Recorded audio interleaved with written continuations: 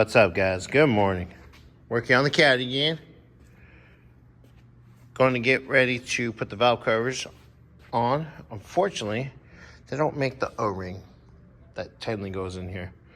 So we got this. Got a little Indian copper stuff. Gonna set it in there, set the bolts on top, kind of get dry tacky, and then so it holds it in place, and then we'll go ahead and put it on the car. So the stuff, got it all the way around. Not a bunch, doesn't need to be a bunch. And now we'll put the seal on it and put the bolts on it, kind of let it sit in place for a little bit. Well, I'll let you guys know in a bit how that all worked out. All right. Got one side done. That one's been fighting me a little bit, so I decided to come do this side. Got it all bolted in, plugged in. Nice and snug.